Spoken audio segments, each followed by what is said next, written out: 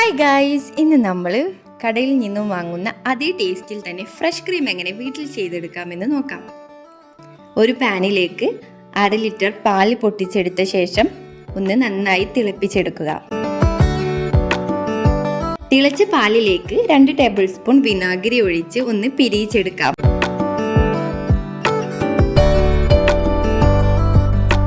ഇനി നന്നായി ഒന്ന് ഇളക്കിയ ശേഷം നമുക്കിതൊന്ന് അരിച്ചെടുക്കാം.